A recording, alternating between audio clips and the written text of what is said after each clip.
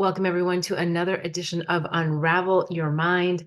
I'm actually traveling this week. I got this incredible opportunity to be on a trip, and so I am remotely doing the call-in. And this week only, it's pre-recorded. So every Sunday, 11:11, I go live, and you can ask questions. But don't worry, because you might be watching this on replay, and if you're watching this hoping that it's live, you can still write me questions, and I will still be able to comment and provide additional insights. If it's not this week, I'll definitely do it next week. I really encourage you to ask the questions, because if you have a question, something you need clarity on, a quandary in life, a relationship issue, it could be a relationship to a romantic partner, relationship to a work colleague, it could be a relationship to a family member, or just a relationship that you have to something in your life. Ask the question, because if you have it, so many other people do too. And so that's the whole point of this platform, is to be able to share our wisdom and insights with each other. Please don't hesitate to go into the comments below and ask your question. And if you want it a little bit more private, you can always come over to Beth Bell Live on Facebook or at Queen Bliss B on Instagram. Private message me. I don't reveal anyone's identity when answering the question on the show, so don't worry about that. And please check out bethbell.me, because there's going to be a lot more offerings that may already be available for you for mentor membership, as well as one-on-one sessions. So if any of that's of interest, but let's dive right into the show, because I've got a bunch of questions that I want to answer, and there's some fun ones today. So listen in. Question number 1. I set New Year's resolutions and have fallen into my old habits. Any thoughts on how to start again and reset? Well, actually, this is a great question, because we are, in February, and this is where most people are dropping off of their New Year's resolutions. And I actually never set New Year's resolutions. And maybe that sounds bad to some of you, but I don't, because I set intentions, and I'm very intentional about every day, because I feel sometimes what happens with those New Year's resolutions, or these goals that we might have, is we hold ourselves in a place of judgment when we don't reach them. And while having some discernment around, did I stay focused on something or not, is a good thing, we also want to be very intentional every single day. So it doesn't have to be like the start of the year. However, with that said, I recognize that certain time frames are also helpful for us to say, hey, it's a fresh new year. It's a fresh new start. So since we are in February, I do want to bring up that this weekend it starts the Chinese New Year, and it's the year of the dragon. So while I'm not a Chinese astrologist and I can't give you all the insights of what's going to happen in the year of the dragon, you may want to look it up, because I think it's actually quite fascinating what's happening in 2024, and it's looking quite bright and optimistic and financially abundant with intention, right? So we still have to set our intentions. We still have to participate and show up. Some people may say, hey, well, what do you mean by intention? And what I mean by that is that you're actually taking a few moments. I'm a big fan of journaling, and writing down in your journal, what is my intention today? And I would start with how you want to feel. It's my intention today that I want to feel happy, that I want to feel fulfilled, that I want to feel on purpose. So whatever it is that you want to feel, I would start with that as your number one intention for the day. And number 2, it may be, my intention is to complete X, Y, or Z, right? It may be complete a task. It may be complete a project. It may be move this project along. So whatever those items are that you really want to accomplish, have intention behind it. I know life can get crazy and lots of things can happen, but if we have intentions, and I don't mean this just as a to-do list, I mean this to be like very intentional, like where you're really wanting to feel a certain way and move something forward in your life, a contribution that you have, or just something that simply makes you feel happy. So that's what I mean by setting intentions. It can be very, very simple. Sometimes we overcomplicate it, but it's really something that we're asking the universe, our higher self, God, whatever it is that you believe in that's bigger than you, but you're part of, you're asking for support, guidance, and help with whatever your intention is for the day. So it's a really powerful way to go about starting your day. I also would add in a little bit of gratitude.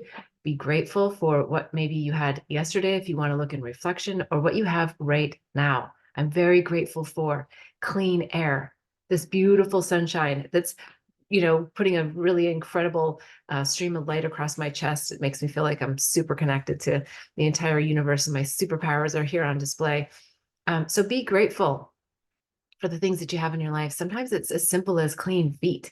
I know when I lived in Bali, I was like, oh man, I'm really grateful to be able to have clean feet, because a lot of times that wasn't the case. And so gratefulness is a great exercise, and coupled with setting intentions on a daily basis, you are guaranteed to maximize everything having to do with the year of the dragon for sure, and just life in general. All right, let's go on to the next question. And if anyone else has any other tips, I'm happy to hear them in the chat. I always like participation and insights that some of you may have. So if there's an intention that you're setting, or something that you're doing to really restart this year again, I'd love to hear it in the chat below. So please give us a shout out and a comment. All right, let's go on to the next question. Question number 2. It feels like a constant wobble between self-doubt and belief in oneself. I want to stop the insanity. Can you help? Yeah, this one is a tough one for all of us at times, because, we really can have that innate belief within ourselves about something, and then something in our external environment creates a doubt. It's like, oh, it didn't show up, or, oh, it didn't happen the way I thought it was going to happen. Or, um, you know, someone doesn't respond in the way that we think that they're going to respond. And it creates a mirror for us to then go, oh, where am I in my belief in myself?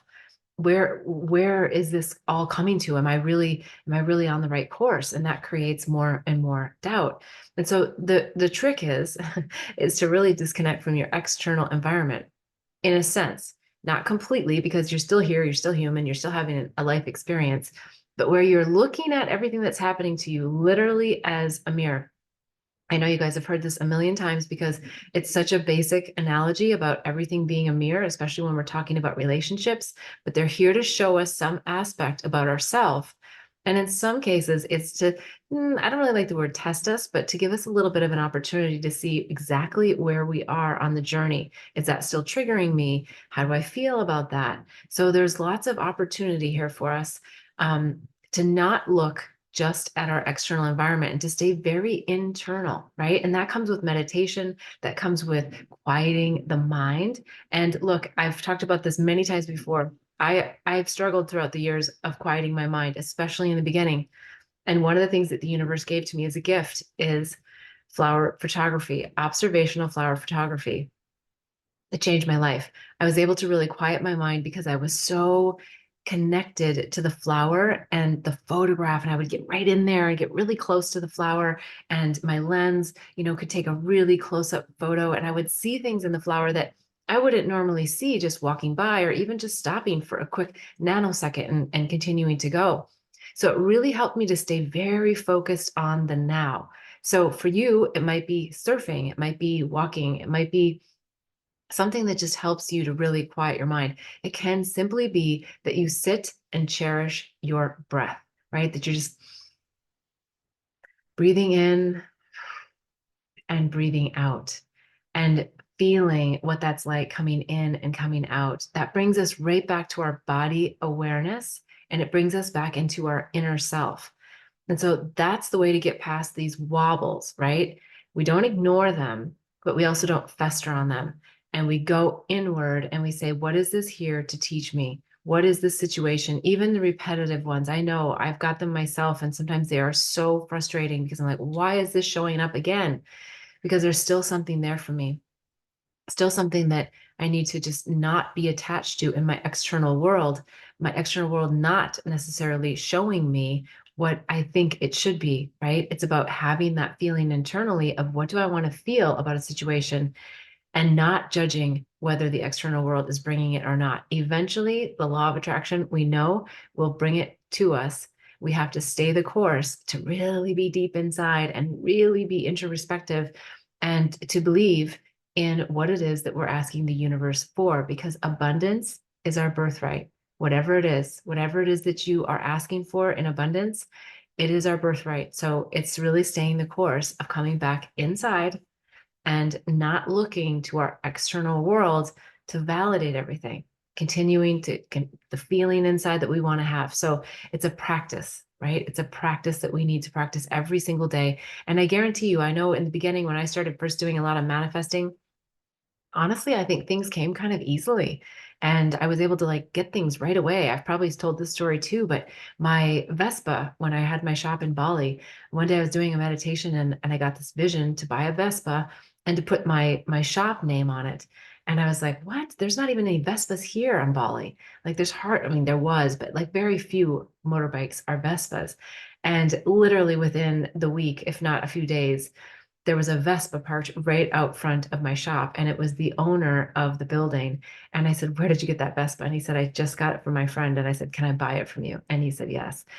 So it's a fun story of manifesting something really quickly. But as I went through the ascension layers and levels and dipped back and forth, I realized that some of the things that I'm looking to manifest are getting a little bit more challenging, and then I get a little bit more judgment about time, like, oh, it should have been here by now. And so all of these things that come from the mind start to come into play, and that's where the sticky points are. And so we always have to monitor that good old mind and make sure that it's in the back seat and let our soul drive. I know, sometimes easier said than done. I know personally myself, but that is the tip to know. All right. Again, if you have any comments, I'd love to hear them in the chat below. Let's go to the next question. My friend and I were trying to get together, and then we decided it wasn't going to work. She replied on a text, "See you in divine timing." It sounds good, but what does it really mean? Yeah, I understand.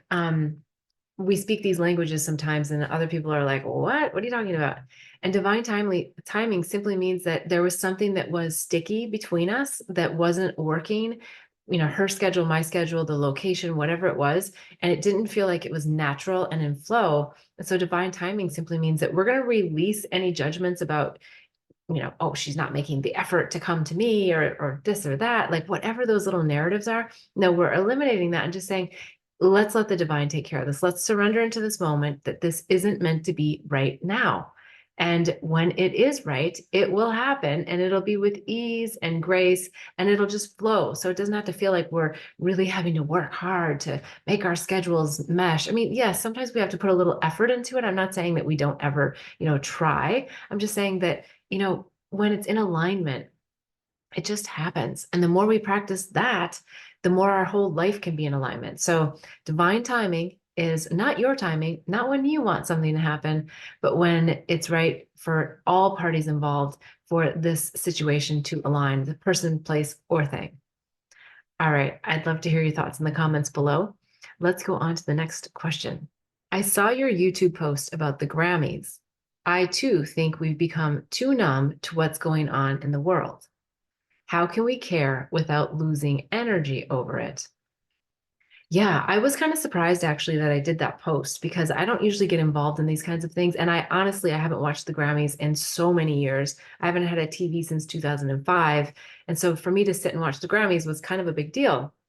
It was kind of one of those situations where my neighbor said, "Hey, I'm watching the Grammys tonight." I said, "Oh, you know what? I think that'd be a lot of fun. I want to see the dresses and all that." So I ran over to a friend's house who had a TV and we started watching the Grammys. And there's so many beautiful moments. And I find it fun to watch everybody show up on the red carpet and the gowns. And, it's just fun to watch and observe people's creative expressions. And most of the people I honestly didn't know, but it was still a lot of fun.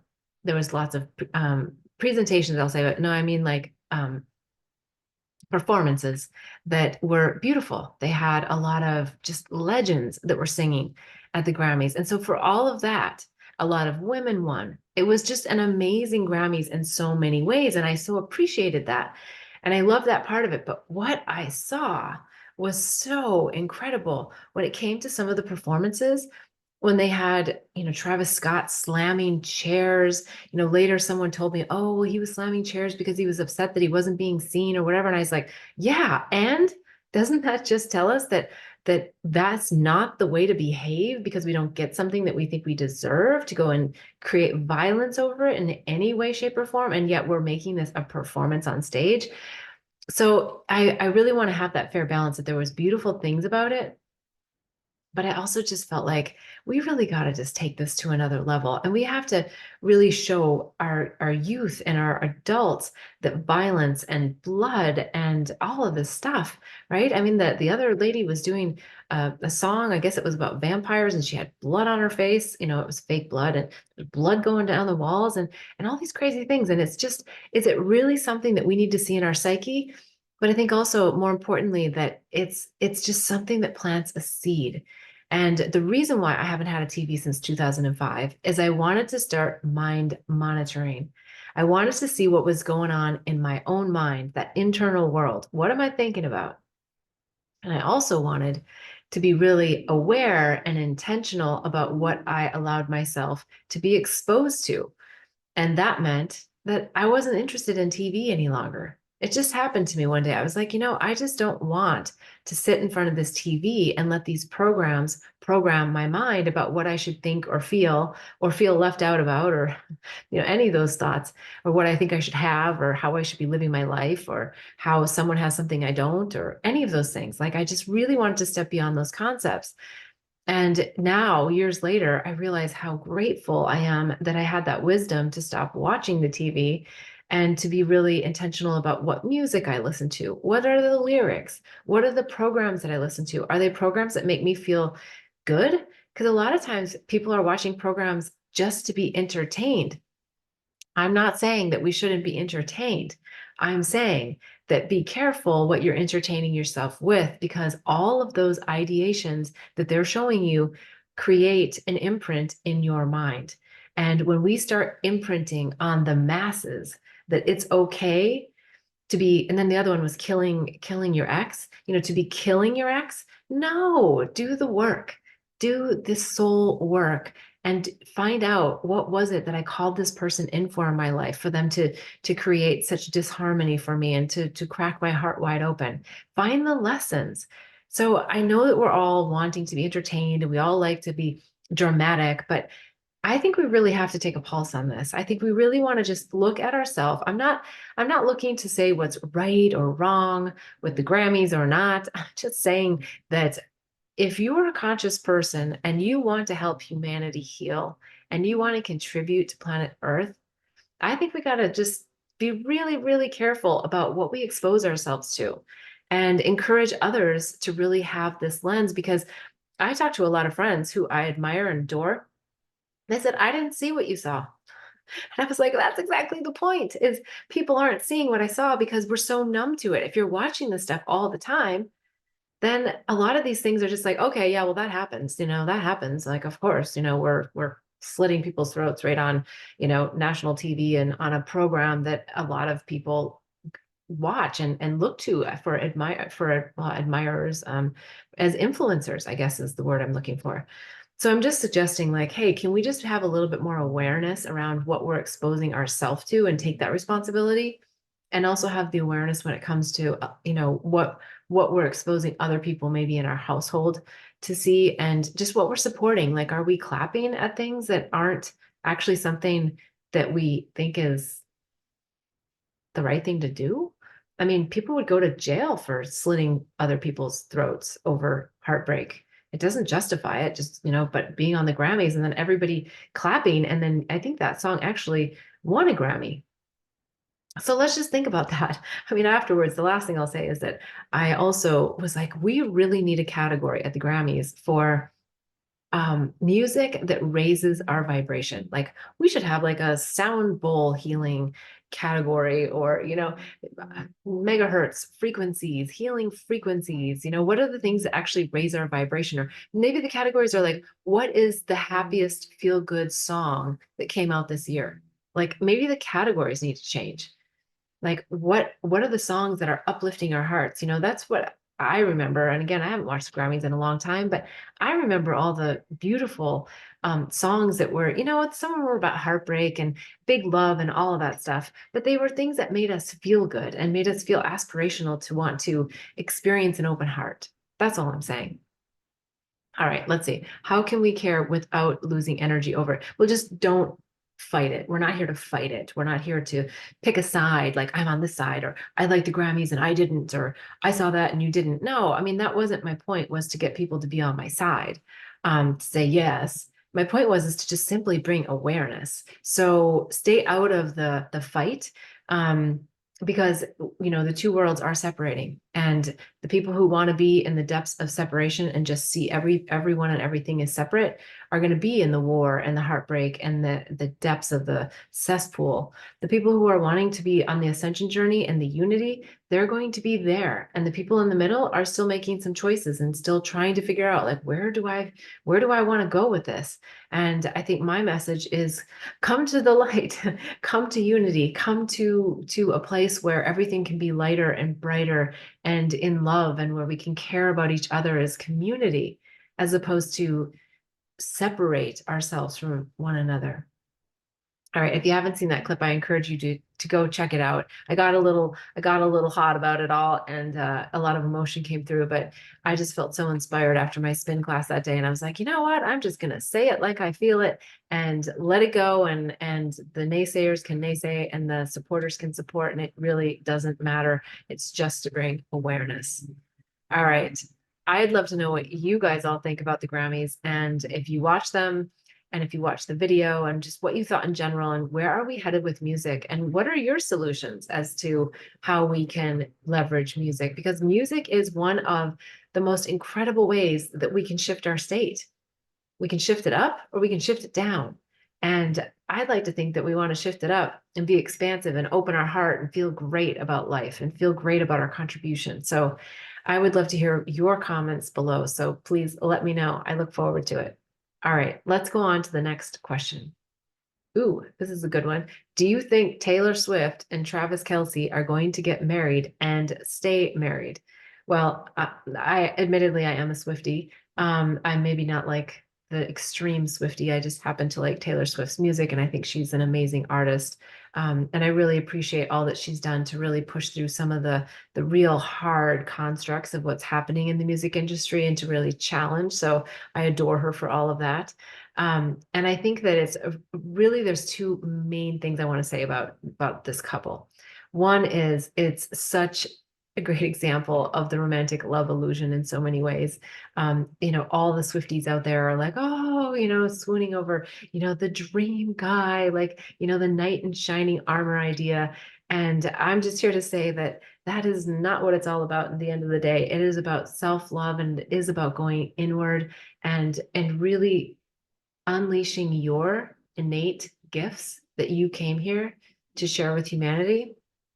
And when the time is right for you to share that with another romantic partner, that's beautiful and wonderful. But there is no knight in shining armor that's going to come and save any one of us. And so they sort of give us this fairy tale idea of this. And I would just throw a little caution to the wind that life is really about self-love first, and then sharing it with someone else.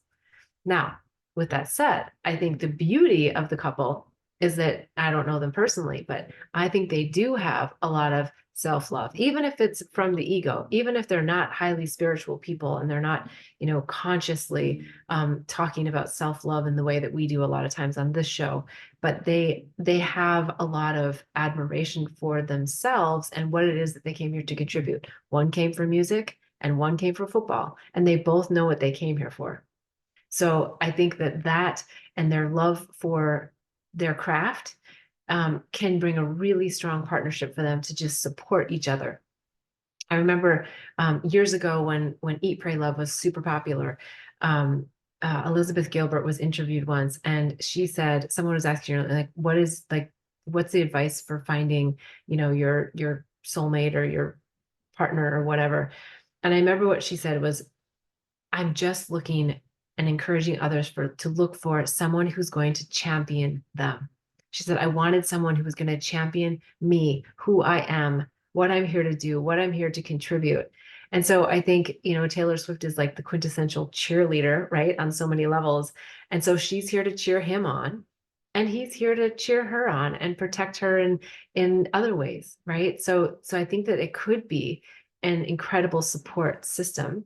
I also want to say I guess the third thing is that, you know, she's very much in her feminine, he's very much in his masculine, and that is going to create an amazing connection and bond because they really are clear on those attributes about themselves. And so I think that's going to bode very well for them in the future. I'm looking forward to see. But you know, there's also that ego mind that can get in the way, and lots of things that can come into play as we go down the line. Because right now we're just in the beginning. I mean, we're still like not even 1 year out of observing and watching this relationship unfold and blossom. So let's see, once they get past this infatuation stage of love where everything is just like, whoa, you know, her tour's gone crazy, his, you know, football's gone crazy on his way to the Super Bowl. Yeah. So let's just let's just take it all in stride, enjoy it. I think most importantly, the thing to take away is that you feel what it will feel whatever you feel, but if you feel the love and the romance and the fun of it all, stay in that. Don't think like, oh, that's not me, or oh, I wish I had that. Because if you stay in that energy, then you'll just keep wishing you had that, and you'll see it outside of yourself as opposed to attract it to yourself. So consider that as the biggest pearl takeaway from their relationship, is that whatever emotion you're feeling that's warm and fuzzy and what you want, stick with that. Don't go to all the other mind trips about what you think romantic relationships are supposed to do. All right. I'm happy to hear any comments that you might have. Please comment below. Let me know what you think, if they're going to stay together, live happily ever after, have kids, like whatever. I'd love your comments on everything that I had to say about it. All right, let's go on to the next question. Have you participated in an ayahuasca journey before? If yes, what is your biggest fear before going? You know, I think the important thing is to not fear, actually. I don't think that it's about fear. And I know a lot of people fear because they don't want to lose their mind. They don't know what they're going to be shown. And I get that. I don't go into any journey with the idea of fear. I do feel like an anxiousness sometimes, like, you know, and I think that's really coming from an aspect of my mind that knows that it's going to lose its job, at least for the ceremony. And hopefully, more and more and more in our life, because we want to have the mind in the back seat and the soul in the driver's seat. So I would say that if you're considering doing an ayahuasca journey and you're wondering, you know, what to watch out for when it comes to fear, I would say just don't fear it, because what we, you know, think about comes about. And so if you go into a journey very fearful, it's not a nice feeling, and it's unnecessary. So really try to just be in that, I guess I'll say, mind control. Like, don't allow your mind to control you. Be in control of it from the standpoint of connection to your higher self, right? That you don't actually want to be in control of anything. You just want to be in the divine flow. And the other thing I would say about an ayahuasca journey is I think it's always about asking to be shown, you know, please show me. And when you go in with that innocence of, please show me, you know, here's my dilemma, here's my problem, here's why I'm here, please show me, then just trust, not fear, but trust that Aya is going to show you the way. I have had ayahuasca journeys. I am a big advocate of ayahuasca in a safe set and setting with a server who really is trained and has a lot of experience working with the medicine. It's incredibly important that you're in a sacred space and that you also have great integration work afterwards, right? So this is the start of a journey is only the start of a journey, the start of an ayahuasca journey, because really it's about the integration. You can get shown a lot of great things, a lot of bad things, a lot of, you know, it's not about good or bad or great or not, but whatever you get shown, it really is only helpful if you do something about it afterwards, which sometimes means changing some things about your life, about yourself, about your thought process. Otherwise, we'll just reincorporate a similar belief system back in. So don't fear. Go in with great curiosity. Go in with great openness to seeing and hearing. whatever it is that the grandmother has to show you. And if you're interested, on bethbell.me, there's the psychedelic resource guide. I think you'll really find it helpful. There's so many tips, tools in there about planning a ceremony. That I think it's the top 12 things to know. It was top 10, but it kept growing before setting up a ceremony for any psychedelic.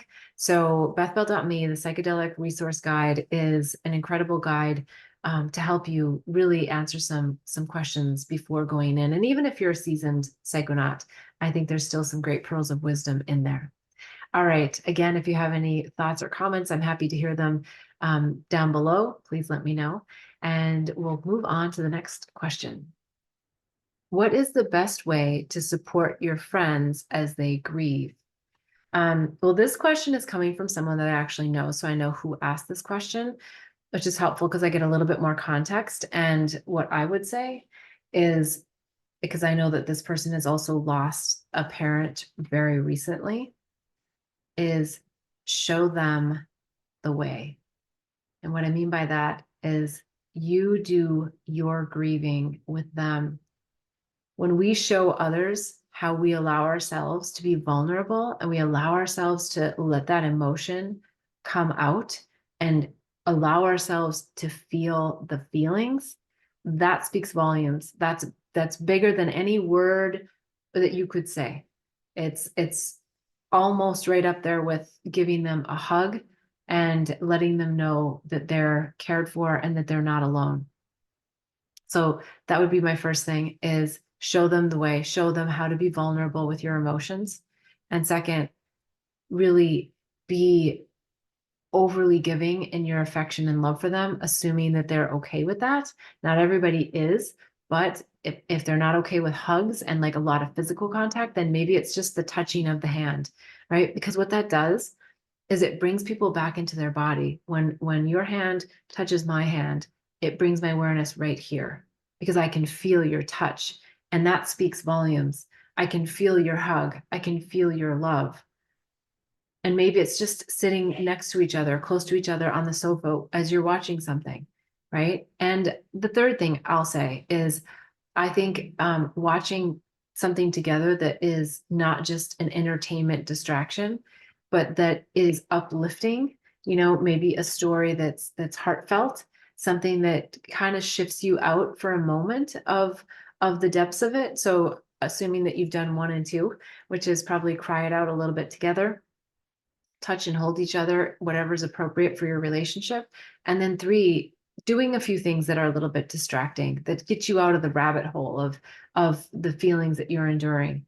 And I guess number 4 is just know that everything comes in waves, and that for you and for them, that you guys can really be that team, for each other, that allows you to feel heard and just know that you're there. I just saw oh, I'm gonna probably not say this right, but Simon, I don't know, he was doing a podcast and he said that he was talking to a friend and they're like, yeah, if I write you and say, I do you have time for an 8-minute call? I don't remember the reason why 8, but it was like their code word that like, I just need you to hold space for me. Like, I just need you to be there for me. I don't need you to get into my story. That's the other thing, is you don't need to always get into the details of the story.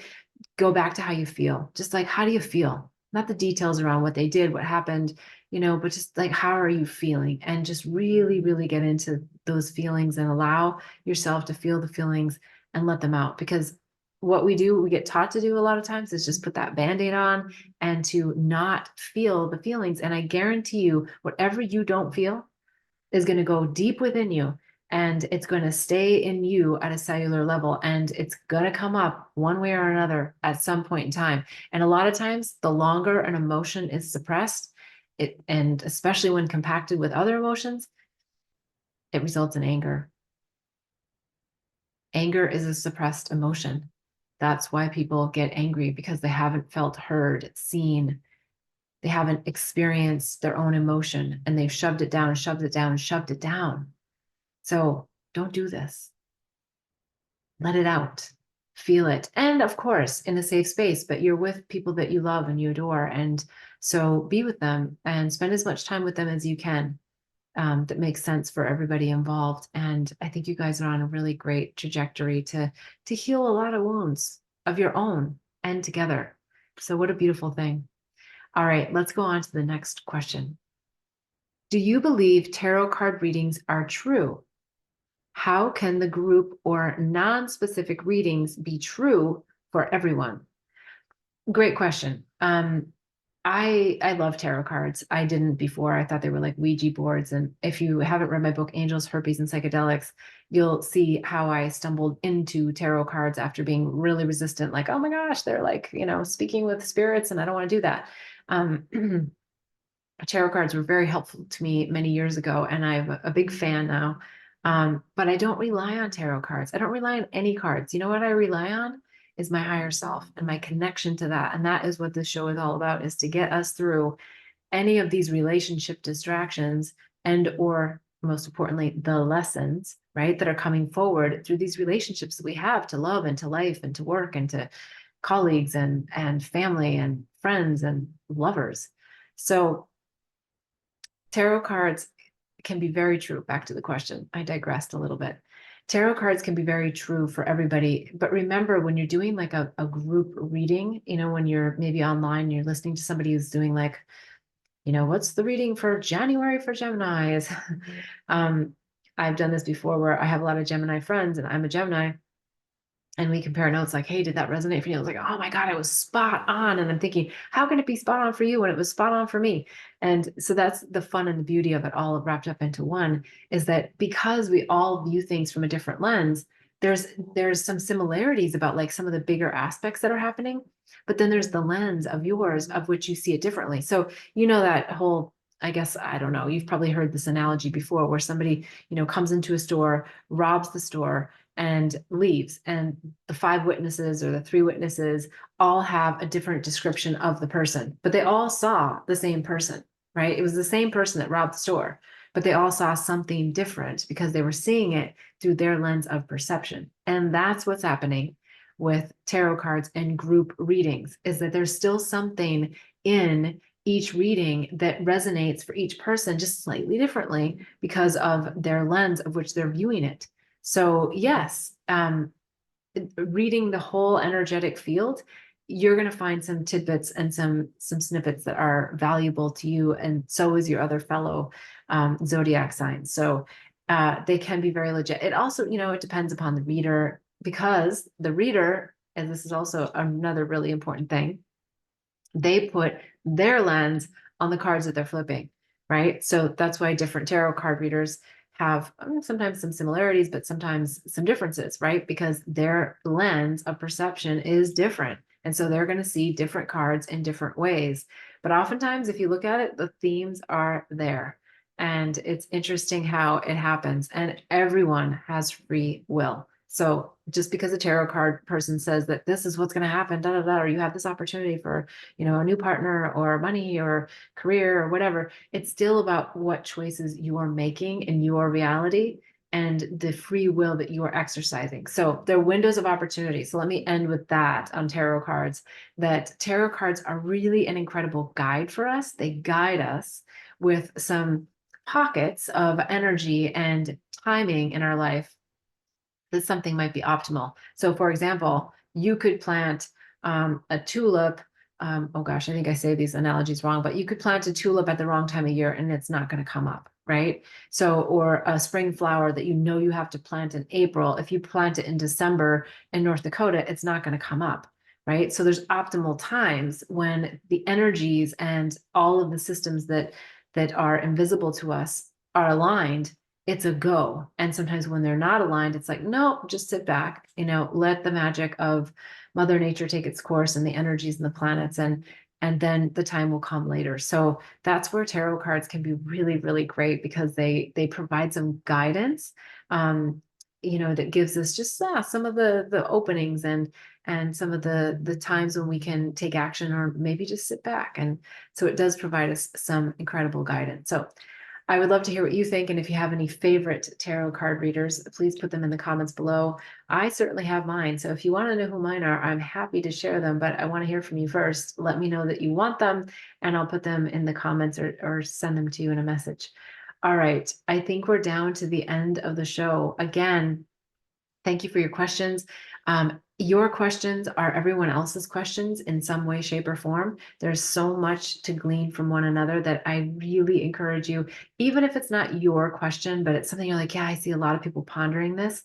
Please submit the question. You can submit it here on YouTube in the comments below, or you can go over to Queen Bliss B on Instagram or Beth Bell Live on Facebook. Provide me your question. If you private message me, there's no one will know that it's from you. And I always keep confidentiality on who's asking the question. So please don't hesitate to reach out and go to bethbell.me. You'll see a lot of new resources that are coming available or are already available. There's the mentor membership programs. There's a lot of handbooks, workbooks, the Awakening and Healing Handbook. There's the Psychedelic Resource Guide, the Herpes Handbook. There's my book, Angels, Herpes, and Psychedelics, and lots of different things that are available, products that'll help you for your symbols and empowerment to keep your intentions and your desires here manifested in this reality for you. All right, I can't wait to see you next week. Please join me live Sundays, 11 a.m. Pacific time. And until then, I'm wishing you much bliss and love on the journey.